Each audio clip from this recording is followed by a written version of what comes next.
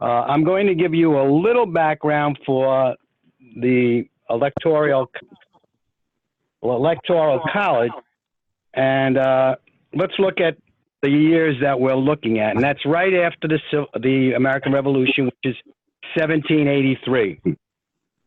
The country had very, very limited government back then. It was basically the government of the American Revolution, which was the state governments, which were strong, and a weak central government, which was the Continental Congress.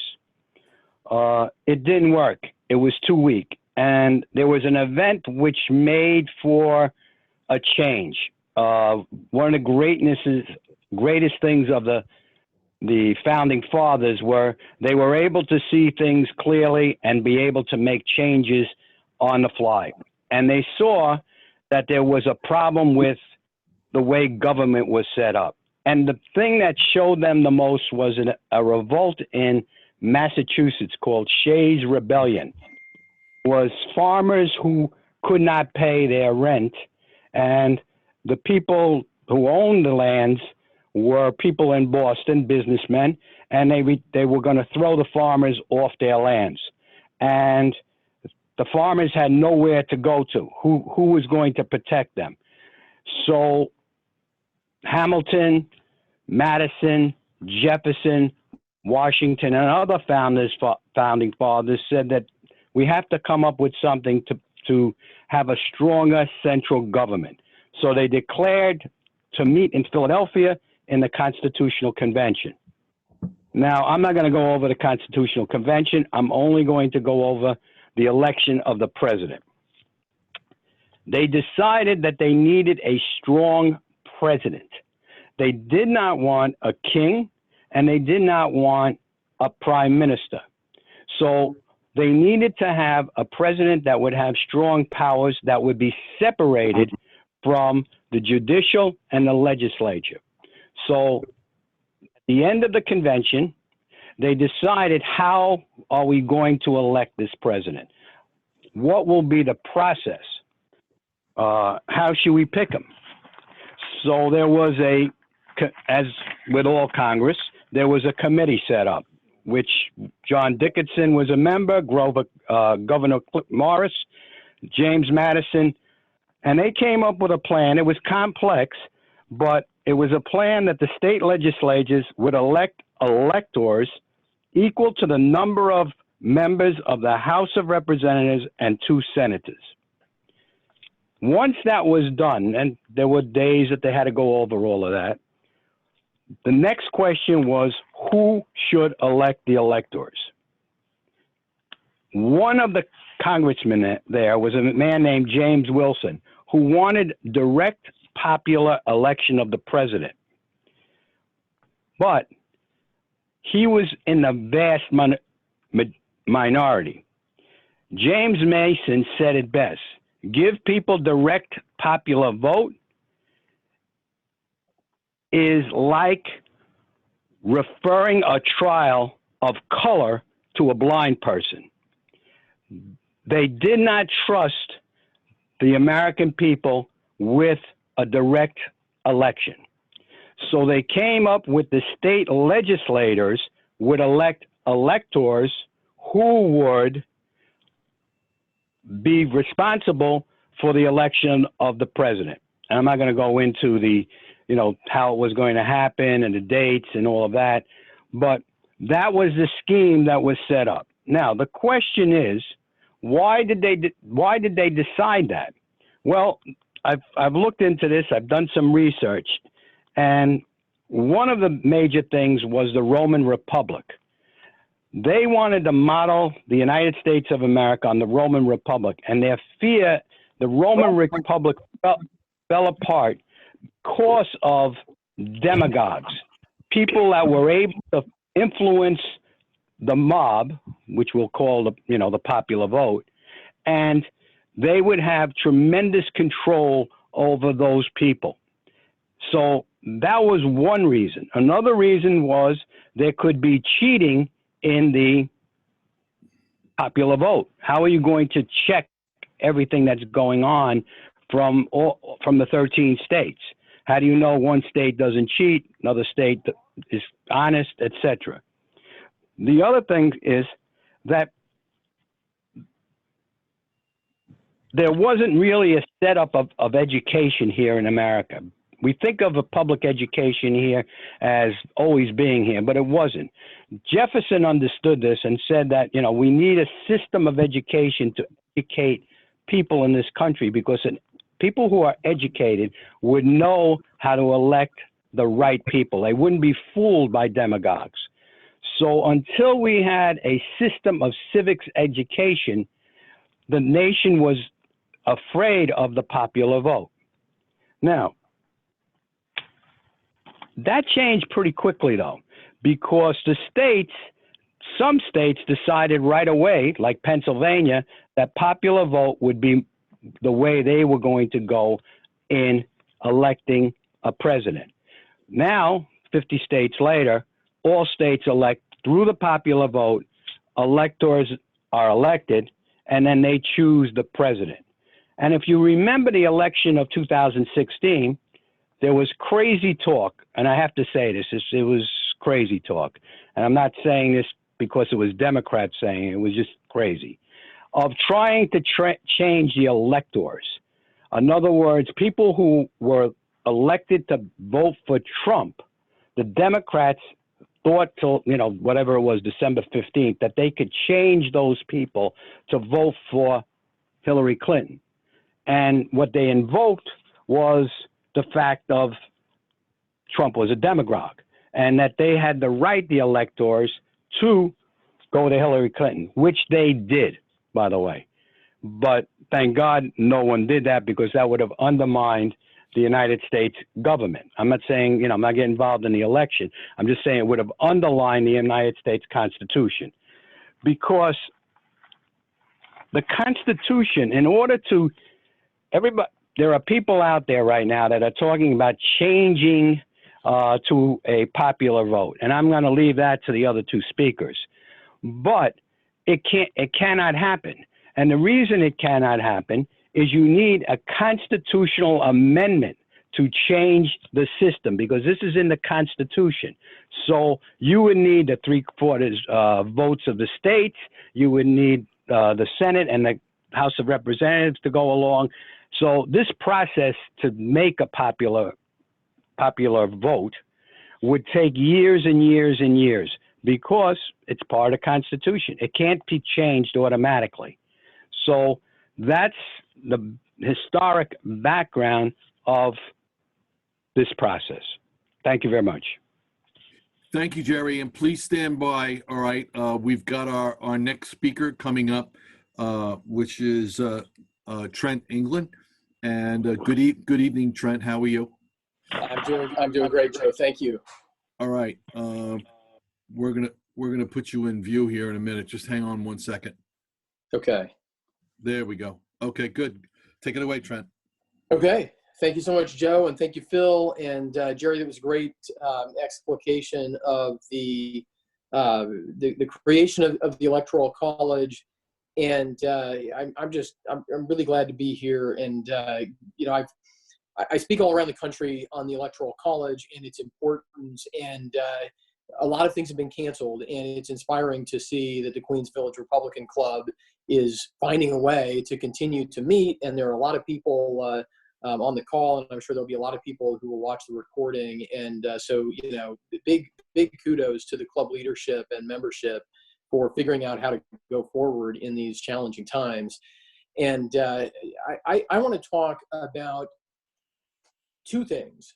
One is why the Electoral College is so important, and the other is that there actually is, you know, Jerry expressed something that many people believe, that it would be very hard for the other side to get rid of the Electoral College, and that is mostly true. But the problem is the left has a strategy right now to try to hijack the Electoral College to create a national popular vote for president without changing the Constitution. And if you think that's impossible, hold on about 5 or 10 minutes, and I'm going to unpack for you why it's very possible, and they're actually almost 75% of the way to putting their plan into effect and actually hijacking the Electoral College in favor of a direct popular vote so that candidates like Hillary Clinton never lose again. But let me talk about why it matters so much. I created the Save Our States project 11 years ago because I believe that the Electoral College is one of the last remaining pillars of federalism in our Constitution. Originally, we had the Senate, and the Senate represented state governments. But in 1913, the 17th Amendment took that away from state governments. And we also had limited powers. The federal government had limited powers, and this was a protection for the states. You go and you read the 10th Amendment, and all powers not delegated to the federal government were left to the states or to the people. And that was a protection for this system of federalism, for our system of states. And, you know, through a long series of congressional actions and executive actions and court decisions, really culminating in 1942 with a case called Wickard versus Filburn, the Supreme Court and the other branches of the federal government really basically deconstructed the entire idea of limits on federal power. And so the second pillar of federalism fell. And in my view, the last of the three major pillars of our system of states is the Electoral College. And this is the first thing that it does, right? You think about all of the power that has been sucked away from the states to Washington, D.C. One thing that states are still in charge of is election law and election policy and election administration, right? Think about how important that is and how tempting it would be for the federal government to take that over. And we've seen some attempts around the edges, but ultimately most of our elections are run by state and local governments. Election policy is almost entirely created by state governments. This is a good thing. This is because of the Electoral College. Because the Electoral College protects states as states. It means that even when we talk about having a national election, we really are having 51 separate elections in all 50 of our states plus the District of Columbia. This is a really, really important fact. But there are more things that are important even than that. And at this point, I want to remind us, you know, this is the kind of analysis that the founders would do. I mean, I love the Constitution. I keep it with me, and this is one of, shuffled around in my pocket constitutions and grab this one because I don't know, I like it. But if we could bring the founders here to us today, right, they would ask this question: how has the Constitution worked? Right? They wouldn't say, well, the Constitution's good because we said it was good 230 years ago, right? They would be interested in this kind of analysis. What does it actually do? And frankly, the Electoral College actually works better than they thought it would, which is I don't have time to unpack all of that, but it's something that as I've researched this, I actually have a book coming out on the Electoral College in May. It just kind of fascinates me. This is an area the founders, they started at the very beginning of the Constitutional Convention talking about this. They kept punting it through the summer months and finally resolved it, as Jerry said, in September, right as they're wrapping up the Constitutional Convention. They still really weren't sure. But it has worked so well, not just to protect states, but it also uses states like the watertight compartments on an ocean liner. I can use this analogy with my friends in New York. I grew up in Seattle, so I like nautical analogies. Here in Oklahoma, they tend to be wasted on folks. But an ocean-going vessel has these watertight compartments so that if it hits an iceberg or something and springs a leak, that leak is contained in one part of the ship and the whole ship doesn't go down. The Electoral College does that for our elections. If there's a dispute in Chicago or in San Francisco or in Florida, right? It's contained in Illinois or in California or in the state of Florida, right? It's contained, the whole ship of state, the whole presidential election doesn't sink because we have voter fraud or some other issue in one part of the country. It's contained there. The Electoral College does that. It also allows states to experiment with election policy. And it also, the way that the Electoral College is written into the Constitution, and I'm going to come back to this in just a moment, gives states some flexibility. 48 states do it one way, but Maine and Nebraska do it a little bit different. So I'll talk about that in just a minute when we talk about this attempted hijacking that the left is engaged in. What else does the Electoral College do? Stepping back from kind of the details of how elections work and thinking about American politics. And this is, I think that the Federalist Papers is probably the greatest book ever written in the United States, because it is this uniquely American kind of analysis of our Constitution in light of human nature and the incentives that the Constitution creates. Because ultimately, if you can write the rules and design the incentives in a political process, you can pretty much control the long-term outcomes of that process. And the founders were smart enough to focus on these things. And if you look at the Electoral College, it creates incentives for presidential candidates, for presidential wannabes, for the major political parties to be truly national and to reach out. You know, Hillary Clinton learned this lesson painfully in 2016, right? She thought that she couldn't lose. And so what did she do? She sort of, she didn't want to go talk to people in Wisconsin. She didn't want to go talk to people in Minnesota. They've got funny accents and it's cold up there, right?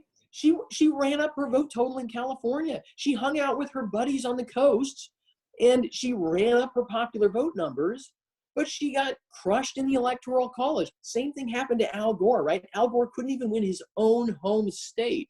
Hillary Clinton, couldn't win she won New York, right? But she couldn't win her original home state of, or her sort of original home state of Arkansas, right? I mean, the Electoral College forces presidential candidates and major political parties to be truly national, and it drives them to reach out to whatever parts of the country in a particular election happen to be the most evenly divided at the end of the process, right? To be legitimate as a political party, you have to have a lot of support in a lot of states, and then you have to have the ability to reach out and build an Electoral College majority. And the Electoral College actually has in the Constitution a majority requirement.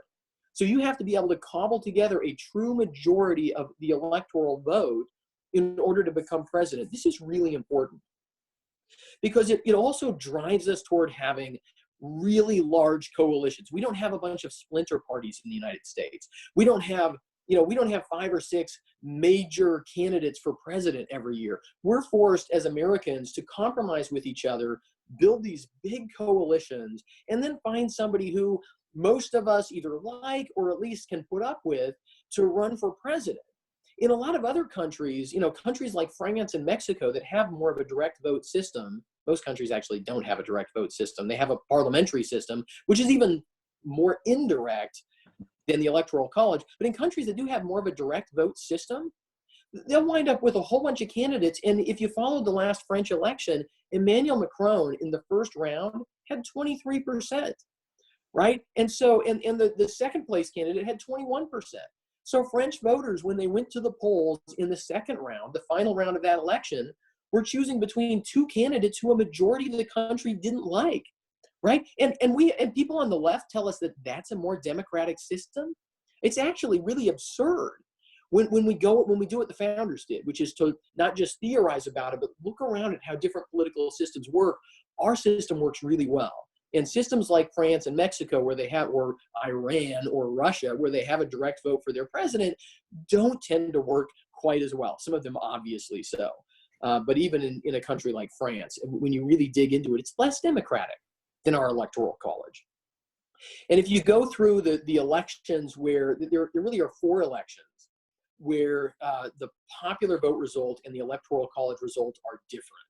Obviously 2016 and 2000, and that's why we're here talking about this, because folks on the left, partisan sour grapes, they want to get rid of the Electoral College because they're upset about those elections. But there were another 2 elections, 1876 and 1888, where, as it happens, the Democrats, both times, their candidate got the most popular votes, just like Al Gore and Hillary Clinton, except in this case, it was Grover Cleveland and it was Hayes. I forget what Hayes' first name was, but both the Democrats lost those elections. Same thing. They lost those elections. Well, actually, somebody just said because they cheat. In 1876, that's exactly what happened. In 1876, now, to be honest, there was vote fraud on both sides in 1876. But the Democrats in the South waged a campaign of racist voter suppression, like nothing that had ever probably been seen before in the United States. They drove down the black vote in the South so much, which was the Republican vote in the South, that they were able to arguably have won in Florida, in South Carolina, in Louisiana. And those states actually wound up with competing slates of electors. And at the end of the day, most historians who've looked at this think that the Electoral College prevented the Democrats from stealing the 1876 election. Same thing may have been true in 1888. It's harder to tell. But basically in 1888, the Democrats' coalition slipped back to being pretty much just the Deep South, only a few states outside of the South.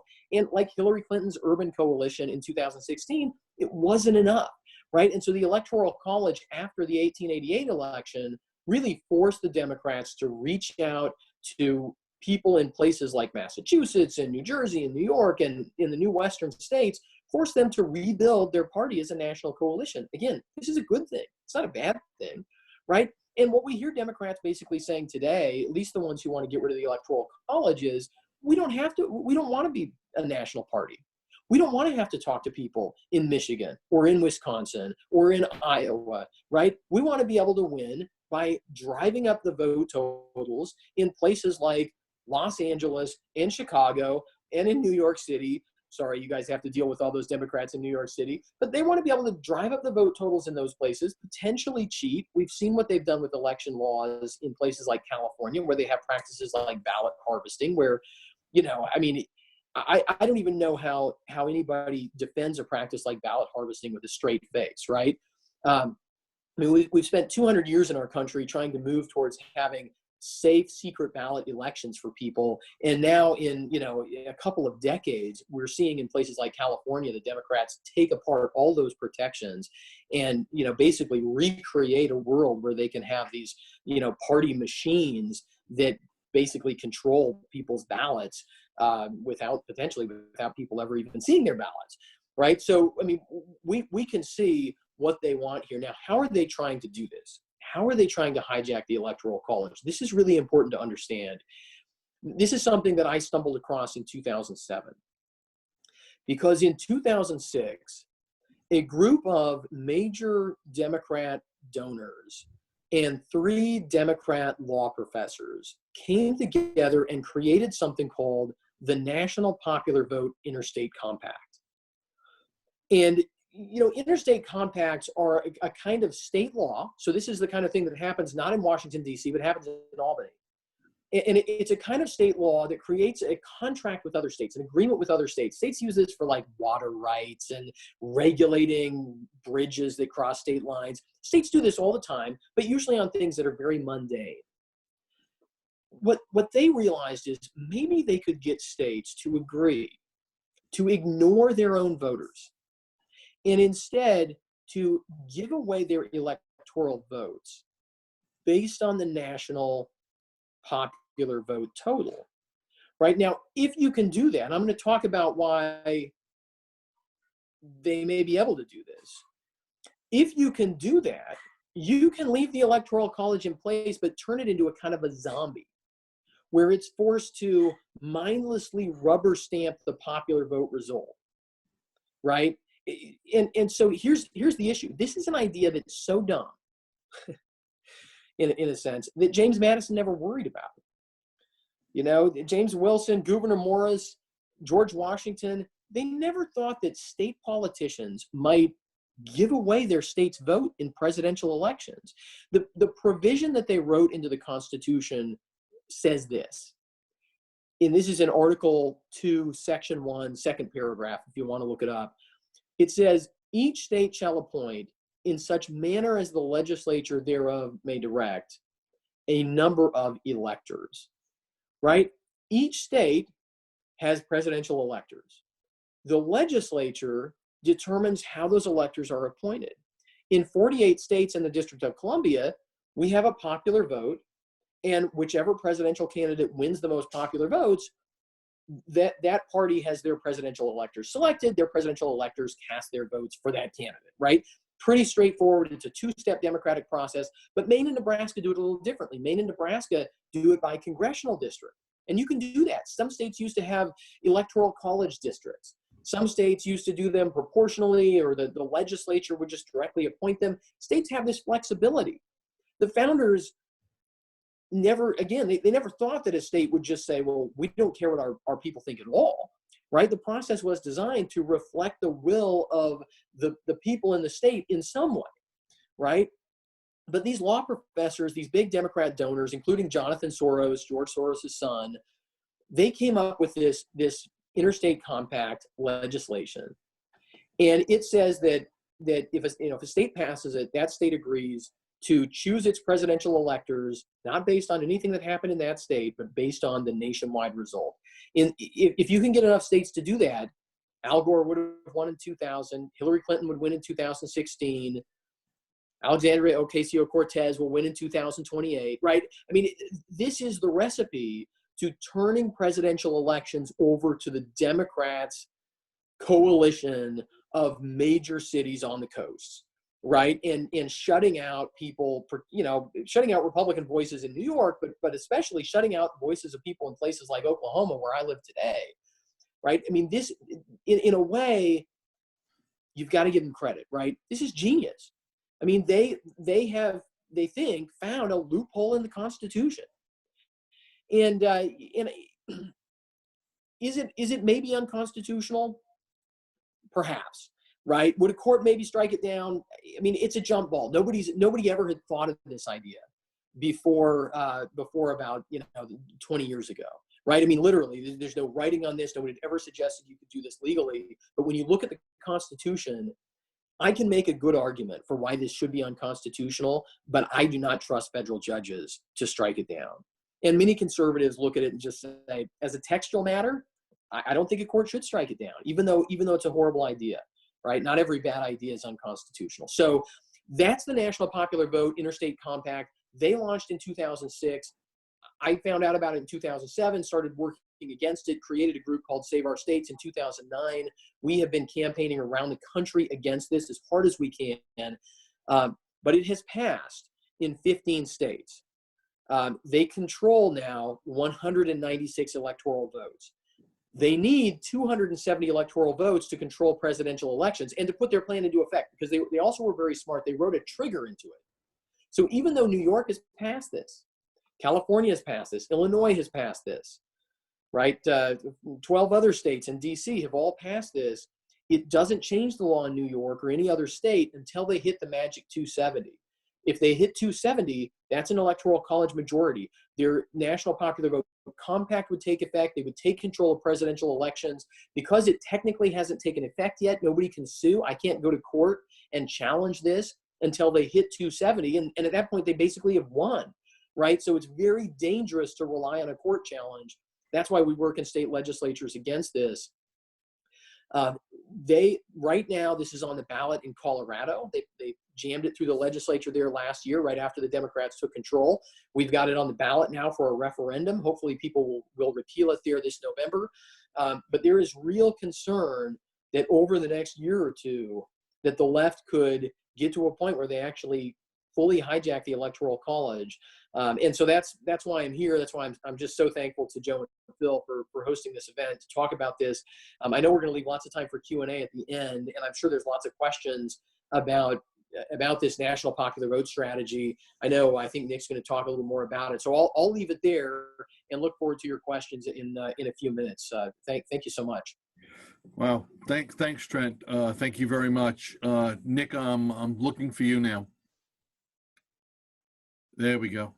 Okay, Nick, go ahead. What's up, Joe? Hello, everyone. Glad to be here.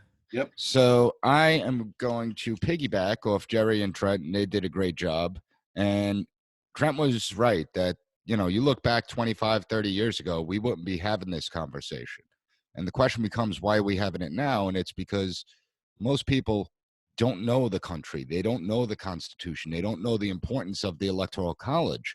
So one of the things the founding fathers wanted to do is they didn't want to create a democracy. We're constantly throwing out this term democracy as if it has some meaning here, but it doesn't really. We're a republic that has some federally democratic principles built into the system. But when we look at the president of the United States, it's not really the president of the United States. See, the House is the people's house. They represent us. The Senate represents the states. They're supposed to do what's in the state's best interest. The president is the president of these United States. And when you take the word and put these United States in, it makes a world of difference. For the Electoral College, we don't want our presidents to listen to the mob. Jerry brought up the idea of the mob. Remember, the mob is the loudest voices. They don't necessarily have to be the majority. They're just simply the loudest voices, and they want to undo the entire system. And so what we have is we have this undermining of the integrity of the elections. Now, over the last 3 years, I am sure everyone has heard Democrats screaming about the integrity of elections, right? We've all heard it with the whole idea of Russia. And Russia, you know, they wanted to influence and interfere in the elections. Here's the thing. The founding fathers were genius. Alexander Hamilton in Federalist 68 talked about that if you have one election system, well, that makes it easier for a foreign government to attempt to hijack, to manipulate, to get involved in that election system. That's one of the main reasons we have the Electoral College, because it would have been a lot more difficult for a foreign government to pick on this new country if they had to manipulate 13 different election systems. Because we have 51 separate elections for the president of the United States, it makes it nearly impossible for a foreign government to try and interfere and manipulate. So Democrats that are screaming about the integrity of the elections and foreign interference, I want you to consider this. Democrats are looking to do, see, this is a full-pronged attack on the Electoral College because they're looking to do several different things. If the national popular vote doesn't work out, they have other avenues they want to go down. One of them is they want the Department of Homeland Security to declare the presidential election critical infrastructure key resource. That would give the Department of Homeland Security control over the election process in each and every state. They also are now talking about, because of the coronavirus, and the one thing I feel for all you people that have hair, because you can't go to your barbers anymore, but me, I don't have to worry about that. But when we're looking at it, when we look at what they want to do, they're now talking about mail-in ballots. They're talking about online voting. Well, how much easier would it be to manipulate an election system where people could mail in ballots, where you can have people log in and do online voting? And this is where we have to be very dangerous, because I see the process, and it's not just undermining the Electoral College, it's undermining the entire system of the United States, because they all interrelate with each other. So when we talk about trying to undo the Electoral College, well, the Democrats, many of them, especially the ones on the far left, they want to change the makeup of the Senate. And what they're looking to do when they change the makeup of the Senate is they want the Senate to be a more representative body. They don't think it's fair that each state has equal representation in the Electoral College, and they all have 2 votes. They all have equal say on policy issues. What they want to do is make it a more representative body like the House of Representatives, where it's based off of population. Well, if you're going to base it off of population in the Senate, you might as well cede control to the Democrats, because all you have to do is take all the urban centers around the country and they're all going to be Democrat. And that's a big problem. And so they want to change the makeup of the Senate to give less representation to any state that is in between New York and California. If that doesn't work, what they want to do is introduce statehood. And once again, they're trying to hurt the integrity of our election system. So there's a lot of talk about Washington, D.C. becoming the next state. Well, why would they want Washington, D.C. to be the next state? Well, it's because Washington, D.C. is a state that voted 94% for Hillary Clinton. 94%. I mean, that's astounding. Even in California, President Trump won 30% of the vote. In Washington, D.C., President Trump only won 4% of that vote. It's insane. And if they grant statehood to D.C., well, then Democrats get 2 new senators. And odds are they would be Democrat senators. And Puerto Rico is another state. So far we have mail-in votes, online voting, changing the fabric of the Senate, changing statehood, and then there's other provisions. I'm sure everyone knows that Democrats have floated the idea of changing the voting age, and they want to drop it down to 16 from 18. And they say, well, it's because 16-year-olds work. just like 18-year-olds do. And so 16-year-olds, if they're paying taxes, they should have a right to vote too. Isn't it taxation without representation? And what they're not telling you is the only reason that the voting age was actually dropped from 21 to 18 was because of the Vietnam War. How could the lawmakers send 18-year-olds off to die and tell them they don't have a say in the presidential election? As far as 16-year-olds go, what do we think the majority of 16-year-olds would say who they would vote for? I mean, 16-year-olds are very impressionable. And so now, not only do we want to change how we vote, now we're going to change who votes as well and who has access to vote. We also have a push to allow prisoners to vote in elections.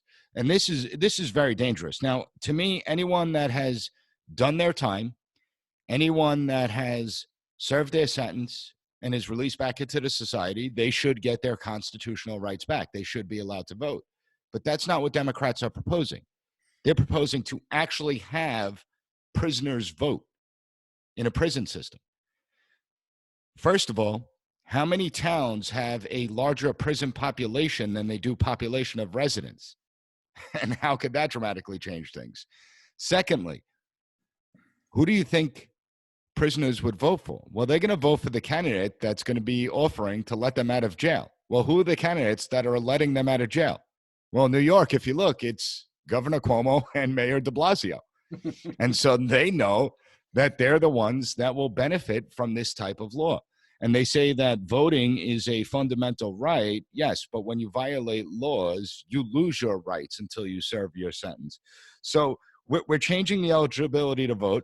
And in certain locations, and this is something that will probably burn a lot of people up, they are allowing illegal immigrants to vote in local elections. They're allowing illegal immigrants to vote on school boards. And it's happening more often than you think in many jurisdictions. I know Washington allows it in certain places.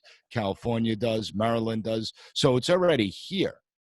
Well, what's to say the states don't start, Democrat states like California and New York, especially when you have this national popular vote thing that's trying to get through, what's to say they don't allow illegal immigrants to vote then?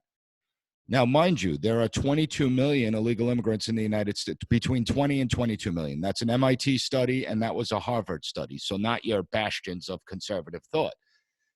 Well, imagine that. Imagine you could have 20 or 22 million new voters in the system, and you know how they're essentially going to vote. So this isn't just an attack on the idea of the Electoral College. It's an attack on the idea of the United States and what type of society are we going to be. We already see the problems when it comes to voter registration. And Trent was absolutely right. When it comes to something like the national popular vote, do you really want to take your chances in the court system? Do you really want to take your chances with the judicial branch? Because it is a crapshoot. How many voter ID laws have the Supreme Court struck down over the course of the last 15 years? Now, you have to show an ID to pretty much get into any federal building.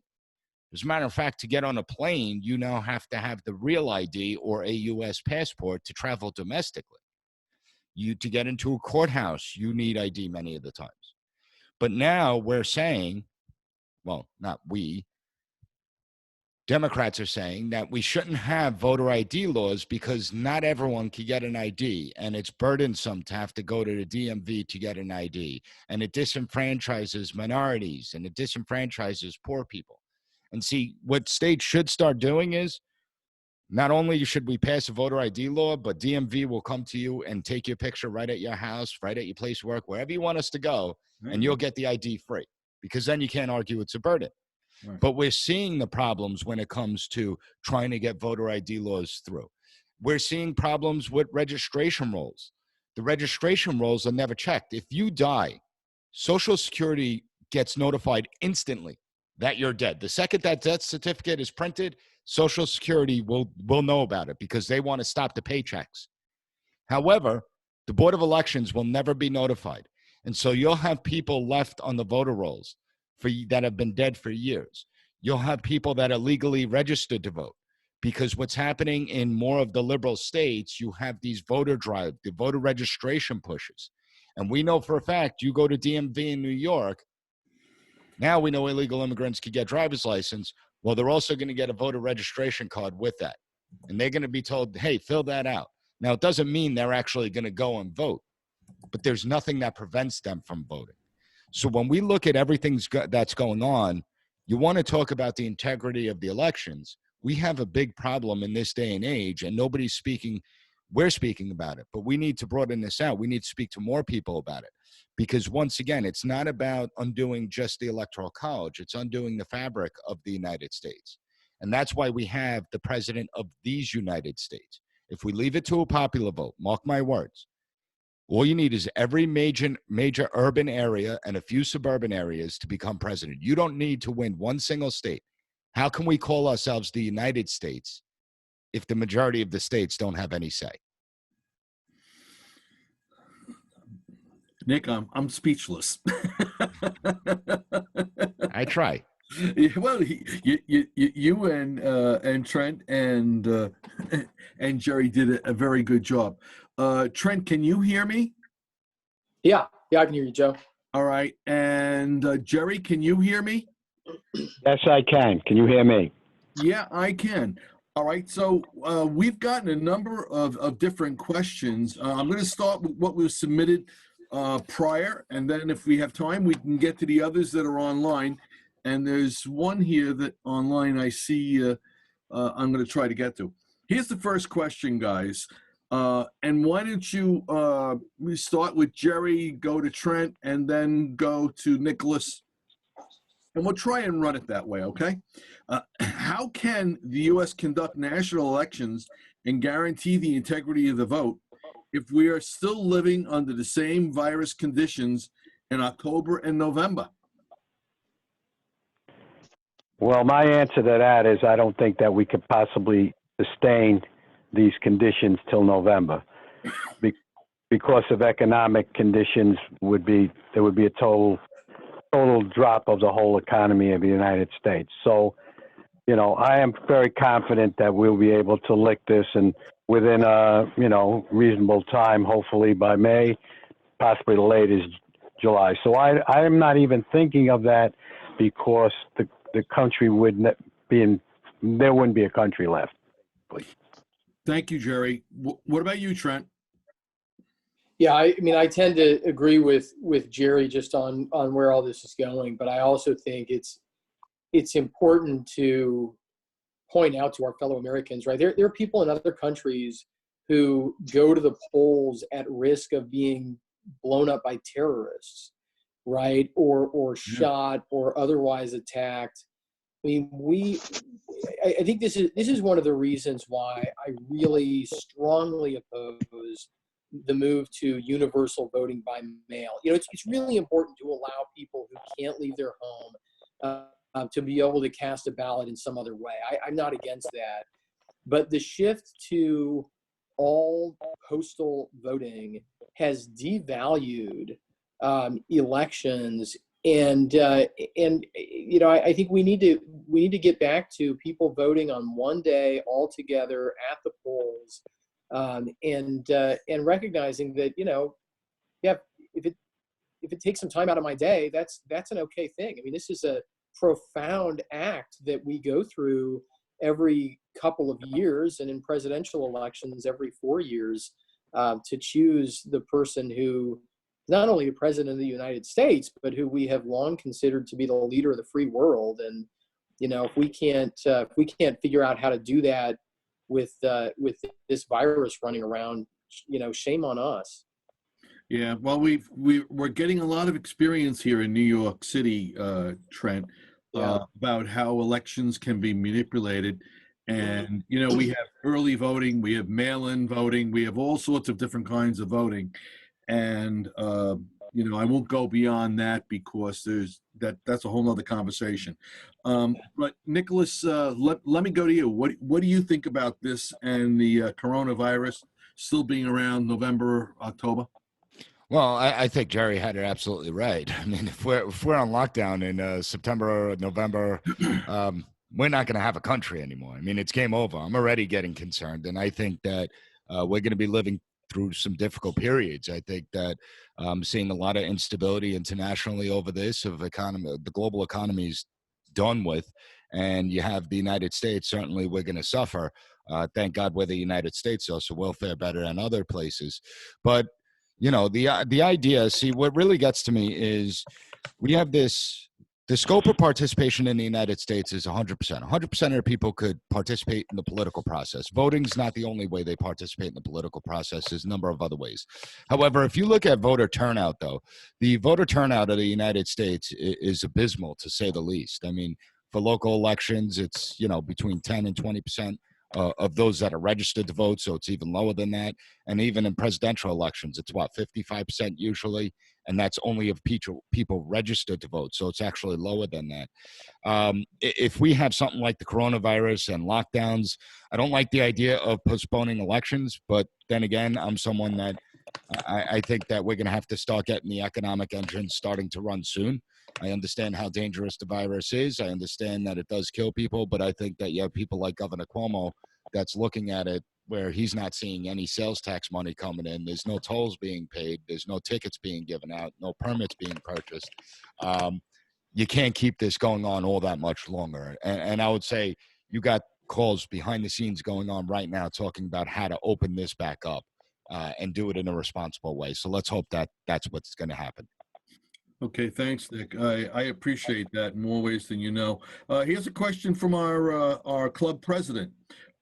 With President Trump's many appointments of conservative judges to the federal courts, is there still a danger that the national popular vote will be upheld? Jerry?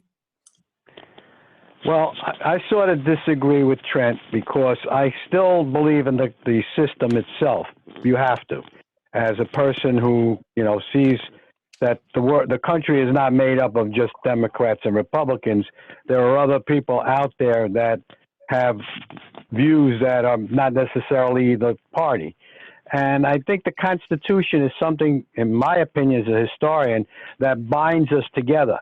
So I'm of the belief if it went to the Supreme Court, which it would do, it goes to 170.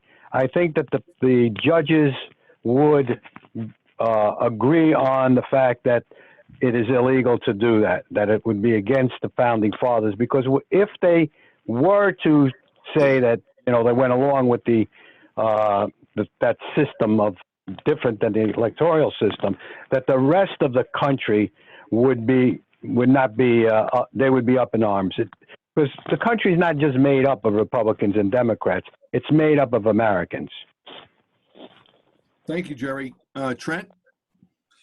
Well, I think that the challenge with that, though, is that if we just read the language in Article 2, it's not actually obvious that this is unconstitutional.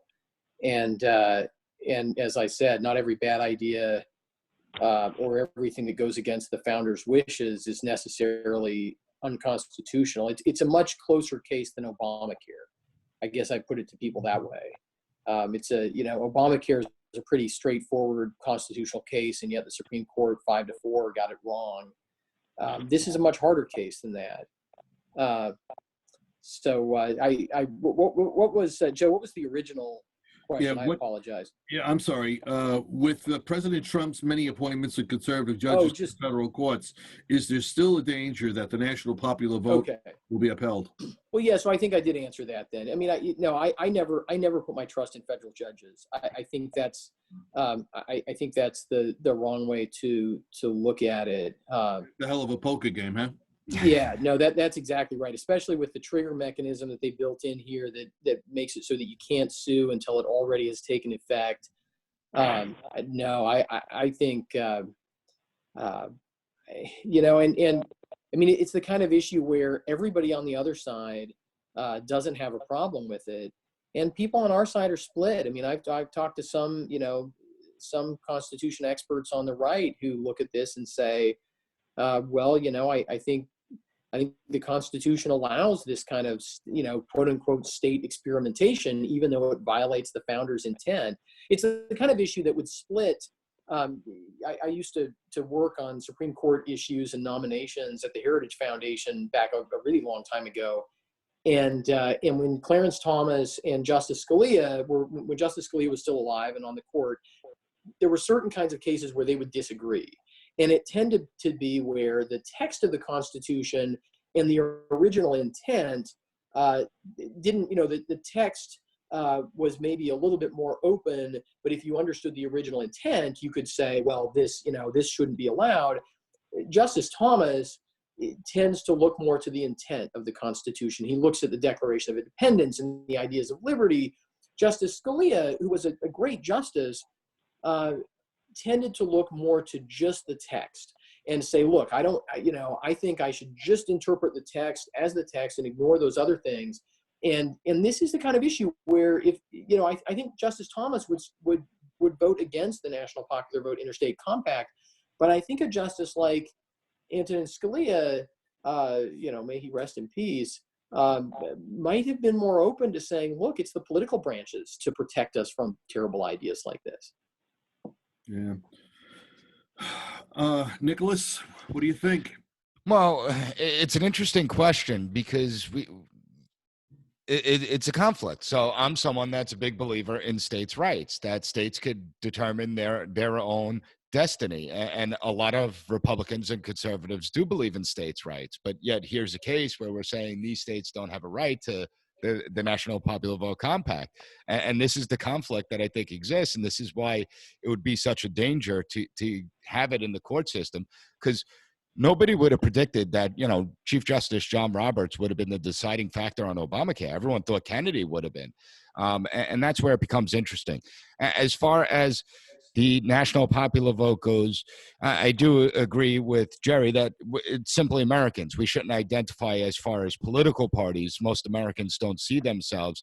But I think in this day and age, we have become much more partisan and polarized based on political parties. And I have a number of students that they're registered to a party, and you could tell they disagree with everything that party stands for, and yet they're still part of that political party because that's their parents' party. What I will say, though, is it would be fun if in 2020, this year, if the national popular vote was in effect and all these states like California, New York, and President Trump won the national popular vote and all their electors had to go for President Trump, you'll see the Democrats stop real quick talking about the national popular vote. Yeah, I think you're absolutely right about that. Thanks, guys. Now, I've got a couple of other questions here, but I want to see if I can get a hand raised with our 50 participants. All right. Does anybody in our group of 50 participants, do you have a question that you want to put up on the chat right now? I saw Rick raise his hand. Oh, you did? I missed that. Not really, I didn't. Oh. He moved. Okay. All right. All right, so let me go to one of the other prepared questions then. Phil and Dawn, just monitor the chat for me and bring it to my attention if somebody raises their hand, okay? Thank you. All right, let's go with this other one. We've been discussing, the elections and integrity. Would either of you or any of you think this is a constitutional crisis? What if Trump became disabled and then Pence? I mean, is that where we're going with this? Is that what it would be? What do you think, Jerry? The Constitution clearly states that after the vice president would be the Speaker of the House. And that's we don't like that. Maybe some of us don't like that, but that's the Constitution. And the reason for that is the Speaker of the House is the House is the people's house. It's elected by the people. So it's illogical. I think the founding fathers were right in having that formation of president, vice president, Speaker of the House. We may not like it now, but that's the correct way it should go. All right, Trent, quick answer. No, I defer to Jerry on that. I think that's right. That's how it works, and it's a reasonable system. We've never had to use it before. All right, Nicholas. I agree with Jerry, and God help us if we ever have to use it under Speaker Pelosi. But yes, I agree with Jerry. We have the succession plans in place. She is someone that would be right after the vice president, and it's understandable. I mean, let's face it, she is the second most powerful person in the United States. She's the one that decides what gets voted on and what doesn't in the House of Representatives. So Right. makes sense. And then it's a Senate pro tempore after her. All right, so we have a question from the group, and this is coming from Eric and Roseanne. And the question is, with an understanding of the Electoral College and how it serves to keep the democratic vote in check, what actions are necessary on our part for us to maintain the sanctity of the electoral system? And I'll go to Jerry first. Okay, number one, vote. That's number one. Because my whole thing is that the number of people, which was brought up, that don't vote. That's why we have de Blasio here. That's why we have local elections where people that shouldn't even be running for dog catcher are mayors. The people themselves, again, I go back to Jefferson because I'm a Jeffersonian. I feel that the failure of the school systems to teach civics is a vast, very, very bad. Years ago, I was a civics teacher for a while. Civics were important because the students understood the value of the government, the value of voting, etc. Now that's been taken out. I don't even know. I'm still involved in the education system, but there are no civic classes left. So I say the most important thing is a civics education, which would get people to vote in a way where they would use critical thinking, and you can't get a de Blasio if you critically think. Or, I don't want to be, just Republican or Democrat or a bad Republican somewhere. If you're a critical thinker, you're going to go out and vote, and you're going to vote for people who are going to represent you and represent the country. Okay. Trent? Yeah, I mean, I agree with that. I think, voting is one way to simply register support for the system. And to be honest, sometimes I will go out and vote and leave a race blank, but I'm still casting a ballot, which shows that I believe in the system. I just don't believe in the candidate choices that I got, which I think is an important thing. That this is something the left always uses against us. They say, well, voter turnout is low, so surely if we change the election laws to favor Democrats, voter turnout will go up, right? I mean, I hear this argument all the time in states across the country, specifically on the Electoral College. One thing that we are trying to do at Save Our States, in states that have passed the National Popular Vote Interstate Compact, is to get repeal efforts going. Because, to be honest, right, the politics in Albany don't favor us right now, but even to have a repeal bill introduced and possibly have a hearing there helps us in other states. When I have to go to Virginia or Nevada or Maine or New Hampshire, and I have to talk with legislators there and try to convince them not to do this, it helps to say, well, look, in Illinois and Washington and New York, there are actually legislators trying to repeal this, right? So it's not like this is the way the country's going and you just need to get on board. So, getting a repeal effort started in New York, and then, to the extent that people have contacts in other states, somebody mentioned Florida earlier, Florida is a real battleground for this, like it is for almost everything else. National Popular Vote is pushing hard there. We will have enough as we need it as we now move out to other states. And Sean joined the program. Sorry, Trent. I had to mute because we were getting other speakers in there.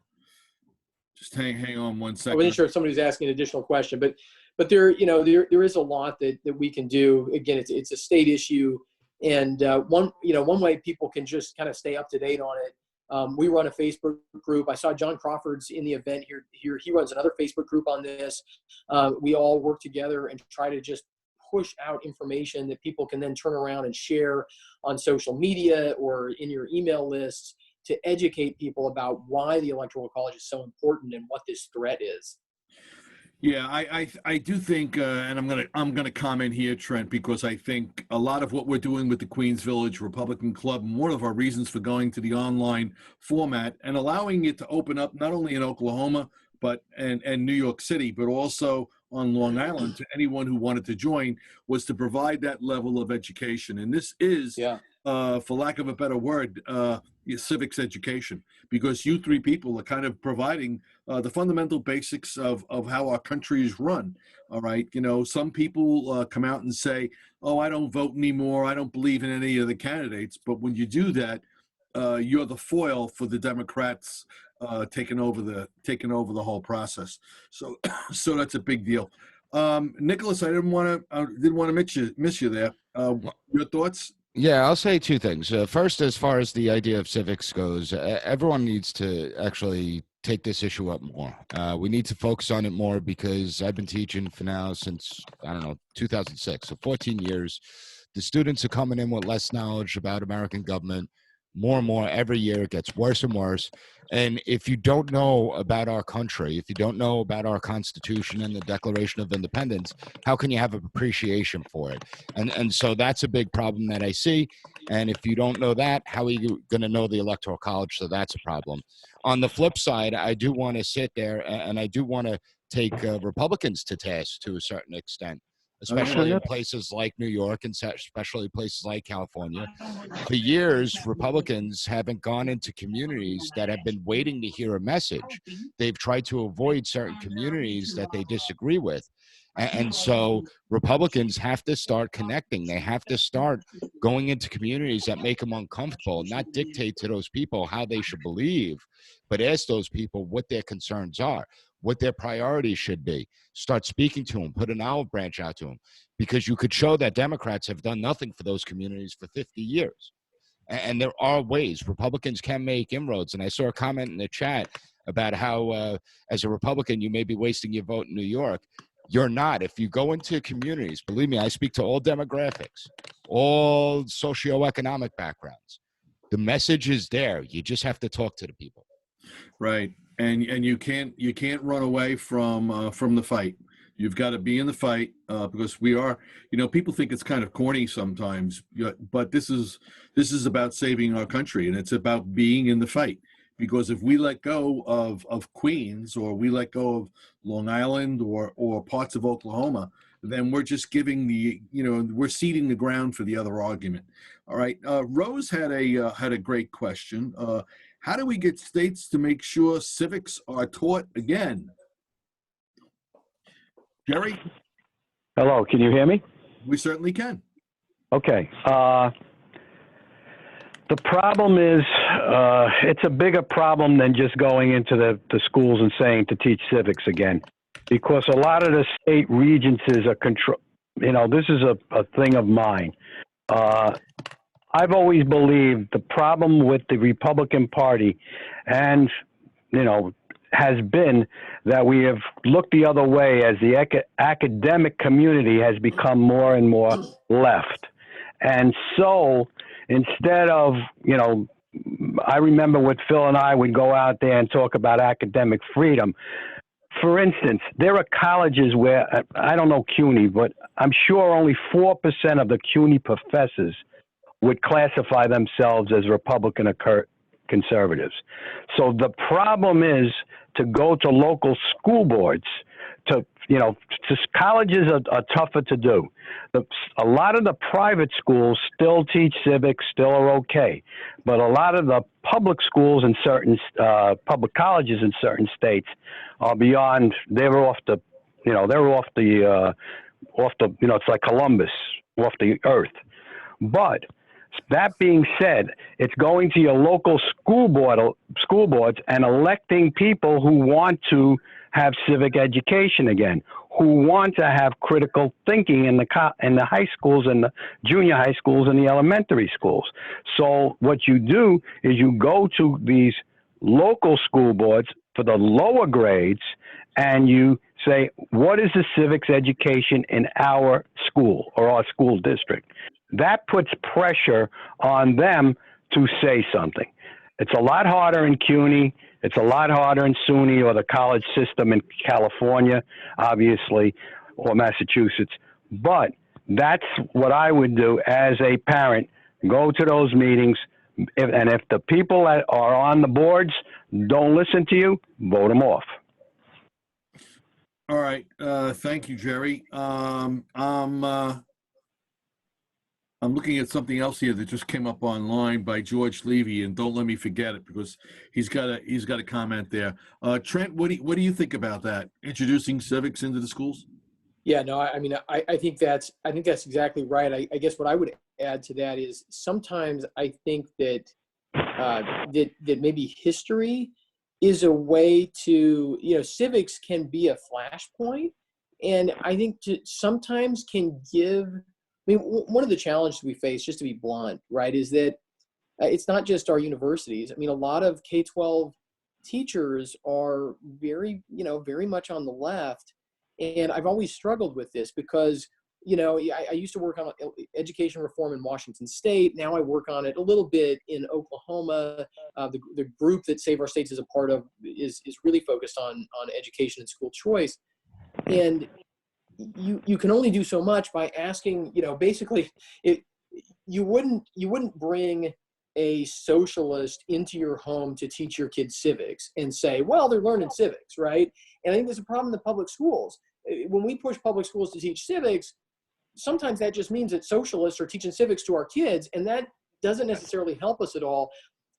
I think that a way around that a little bit is to try to get more teaching of history. History can be taught really poorly, but I believe with the American founders that if you really understand history, it kind of inoculates you against some bad ideas. And I think it also kind of teases people to be more interested in the heroism of our country. I would say that the progressives are the assassins of our heroes, right? The way the progressives approach history is they go and they assassinate all of our heroes because they have to convince people that the progressives today know more than anybody else, and we should hand over control of our country and our lives to them. If we can revive the heroes of the past, especially of our American past, I think that helps us a lot. In terms of public policy, I think it's school choice, because I think that, the point Jerry made before that, we're not just Republicans and Democrats, we're all Americans. I think that by far the majority of Americans don't want their kids brainwashed by Bernie Sanders type socialists, right? Bernie Sanders has not been able to even win the Democrat nomination, right? In a partly closed Democrat Party process, right? That is nowhere near a majority in our country. And if we give parents choices and force schools to be accountable to parents, a lot of public schools will change what they're teaching because they'll know that parents can pull their kids out, right? It's not just that parents are going to pull their kids out. It's that if parents could pull their kids out, all of a sudden, those schools will be more responsive to parents. And if parents don't want their kids brainwashed, parents want their kids getting a better education, then instead of teaching all kinds of weird gender stuff to kids, maybe they'll switch and teach a little bit better American history and civics. Okay, thank you, Trent. Nicholas? Couple areas where you could go with this. Rose, I just want to say, homeschooling isn't always the greatest when you got a 9 and 5-year-old, and it's not always the easiest. And I teach 260 students at a college, so 7 different classes, and I would rather do that than teach my 9 and 5-year-old all day long. It's rough. But when we're looking at it, as far as civics goes, first of all, I do think that we are starting to see conservatives waking up and getting involved in education. I do think there are more conservatives that are becoming professors. There are more going into the K through 12 system. More importantly, I think they are willing to speak out. I will say parents need to get involved more. Parents need to, school isn't the only place you get an education. I mean, the reality is you have to have some of that education. You can't rely on the teachers for everything. And so I think it's really important that parents give their kids an American history, because this way, if it's the founding fathers are being slammed in school, they could at least get an appropriate point of view. I think the textbook industry is absolutely horrendous. I think that's one of the biggest problems that nobody talks about in this country. The textbooks, the Texas pretty much decides the textbooks for the country, essentially, because of the public school systems they have and how many people get textbooks. But if you look at American history textbooks and civic textbooks, I think they're written horribly. And so I think there's a bunch of different areas that you could go. But what I'm saying is we have to start getting this younger generation to have an appreciation for the United States. We could try and make it interesting about the founding fathers and everything, but don't forget, we're talking to a generation who've been told that all the founding fathers were racist slave owners that hated black people. They have no idea that 2/3 of the founding fathers didn't have slaves.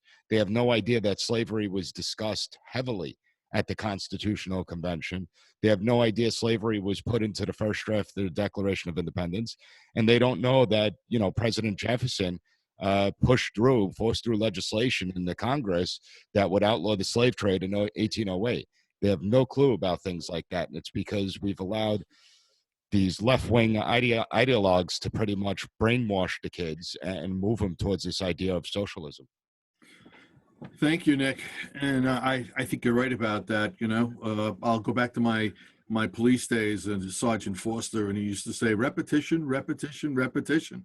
Well, people need to hear and understand this over and over again, because people forget, they're involved in their daily lives and they don't remember these things. And now we've let it go for so long that there is no sort of institutional memory in local people. It's far gone. Our next question forced me to take out the Constitution of the United States. All right. And we're going to start with Jerry here. And this question comes from George Levy. All right. And George put up Article 1, Section 10, and then paragraph 3. And I had to take out my book here, and I had to read it. And I think George is referring to, let's see here. It starts out with no state shall enter into any treaty, and then no state shall, without the consent of Congress, lay any duty. It's not that either. I'm not sure exactly where he was going here, but the question is, no state shall enter. Oh yeah, well, I was right on the money here. Into any agreement or compact with another state. And George would say, this should be a slam dunk for the argument. All right, should be easy peasy. Jerry, what do you think? I think if I was interpreting that part of the Constitution, I'm not a lawyer, I'm a historian and teacher, I would interpret that to mean trade between the states. So I wouldn't count on that as, am I thinking of that as a layperson? I think the judges would look at that as interpreting that because of precedent, which is also part of legal, favoring legalism. They would look at that as no trade between the states. Well, I'm gonna read this. So just put up with me for a second. It's not that long, but it's written sort of like in the King's English here. No state shall enter into any treaty, comma, alliance, comma, or confederation, colon, grant letters of marque or reprisal, coin money, emit bills of credit, make anything but gold and silver coin, tender in payment of debts, pass any bill of attainder, ex post facto law, or law bearing the obligation of contract, grant, or title of nobility. And I believe that's where George is with this. What do you think, Trent? And I just threw the with one spelling mistake. I just threw the language into the chat too, so people can see it. So the compact clause at the end of Article 1 does restrict compacts or agreements among the states to only those that win the consent of Congress. It's maybe a great example of what I mentioned before, that we can't put our faith in federal judges. That clause obviously is a part of the original Constitution. It has gone to the Supreme Court multiple times where states have entered into compacts with each other, and those compacts have supposedly come into effect before or without ever winning the consent of Congress. And the Supreme Court has never struck down an interstate compact for lacking the consent of Congress, even when that consent was not given. They've gone through such gymnastics as saying, well, maybe the consent means that Congress, that if Congress doesn't pass a law saying that they don't like it, then they've given sort of their passive consent to it. So this is an area where the case law is terrible. The Constitution is clear, right? It should require that even if the NPV compact it meets every other constitutional test. It at least should have to get the consent of Congress. But, as I say, unfortunately, the case law on this is terrible. And even when these things have gone to court and should have been struck down, they've never been struck down. So that's where we are, sorry to say. No, that's okay. We're exercising our book here, the Constitution of the United States, and George actually forced me into the book. Nicholas, what do you? Yeah, very good thing. Nicholas, what do you think?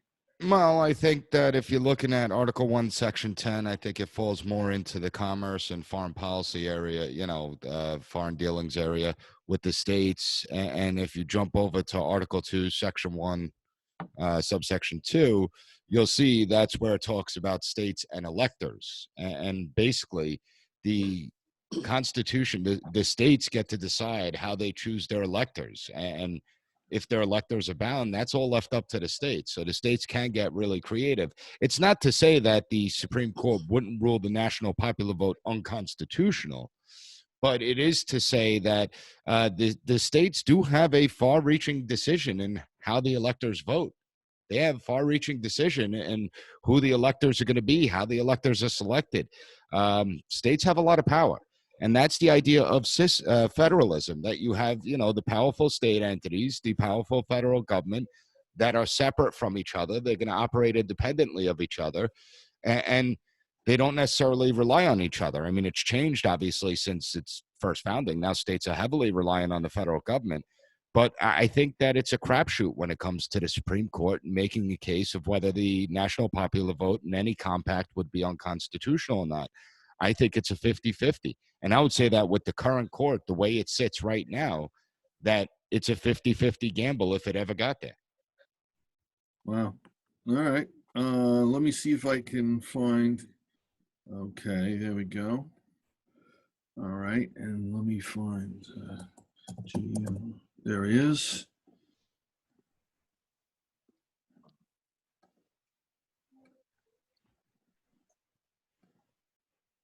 George, can you hear me?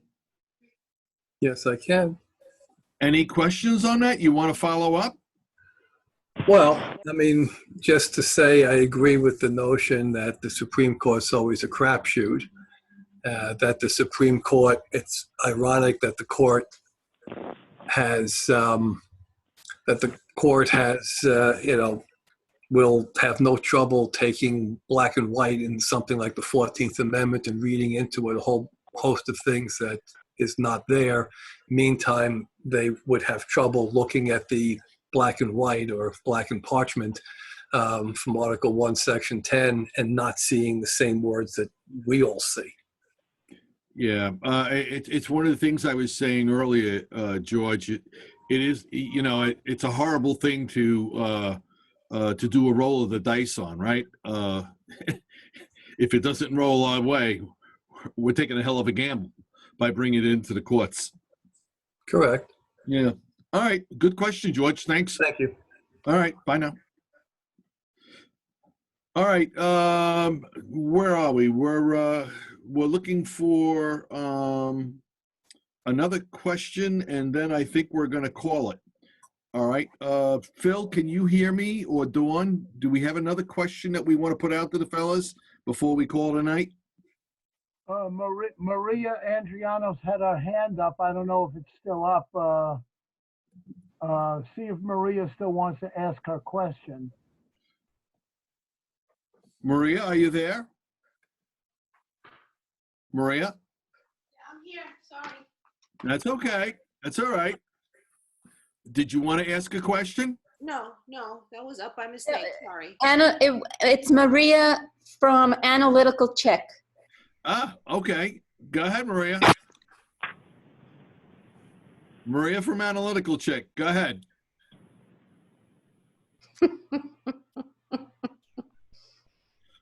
Who's laughing?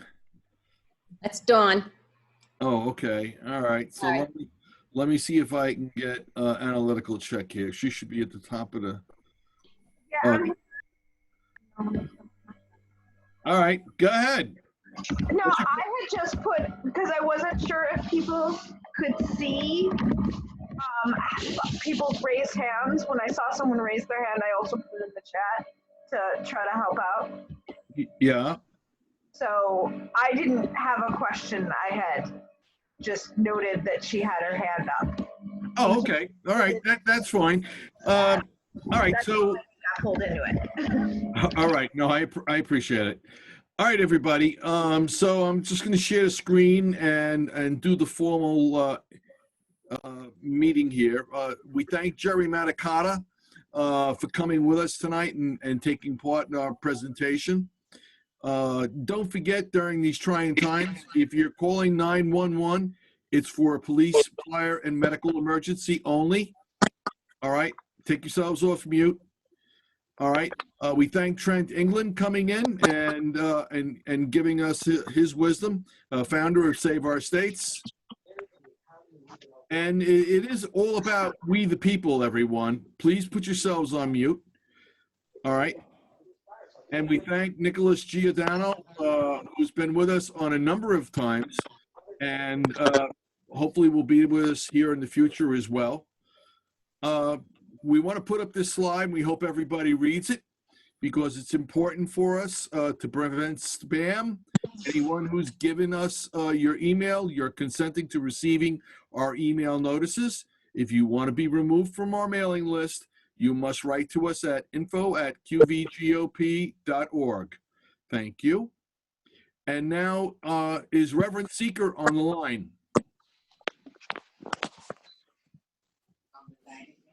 Naomi, is Reverend Seeker there?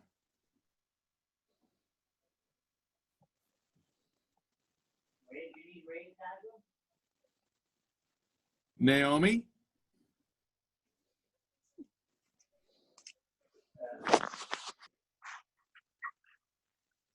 All right. Phil, why don't you give Naomi a call and see if she's on the line, and meanwhile I'm going to show our next slide. Okay?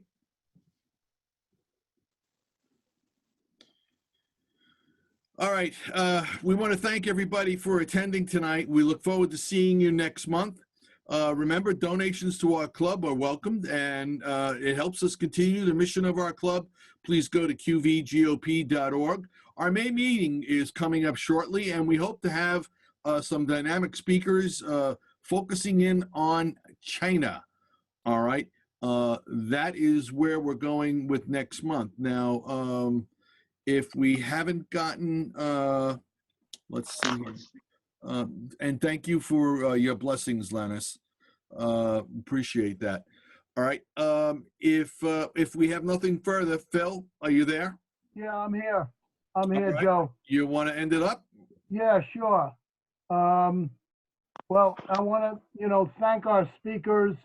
Saw a couple of comments, our young speakers, Professor Giordano and Trent England are, you're really leadership material for our country, for the future of America. I've gotten kudos. You've seen the messages. Can't thank you enough for being with us for this really, really important program, which we have to take further and, go to Save Our States, share it with other people. This is a very important mission, as we will, continue. The most important mission that we always say is voting matters. Elections have consequences, especially here in New York, in Queens. We got to get everyone out to vote for Republicans, and we got to make Queens red again. So with that, thank you very much. Let's have a flag salute. Are we ready to pack it in, Joe? Yeah, I think we're done, Phil. Where's the prayer, guys? Well, we don't have. Oh, go ahead, Kathy. If you don't mind Thank you. ad-libbing. Sure, I don't mind. Lord of life, thank you for letting us come together. Let us feeling the anxiety of being isolated. Let us all reach out to help one another. Give that person you haven't talked to in a while a call. It'd make their day, and let them know that you're available. Lord, keep us safe. Keep us all safe and healthy. And let's hear a prayer for our first responders as a nurse myself, my heart goes out to the women and men that are giving their all, and the first responders especially. And then they'll let us all meet again in May. Let's all be here and invite a friend. God bless, and see you in May. Now pray Amen. for the president. And of course, Rose, thank you. Thank you. Prayer for the president. Amen. Thank you, Kathy. Amen. You're welcome. All right, Phil, you want to close it? Flag salute. Okay, we're gonna have a flag salute. Everybody, please, I can't tell you to get home safely, but please call your neighbors. Stay home Take care safely. of a friend who needs help, who may be sick. Let's reach out to others. Let's reach out to our county committee members and see if everyone is okay. Use the phone. We'll use the video conference, and let's do a flag salute. Hooray. Amen. Amen. Amen. God bless. Much, everybody. God bless. Good night, everybody. Bye-bye. Stay safe, everyone. God bless. God bless.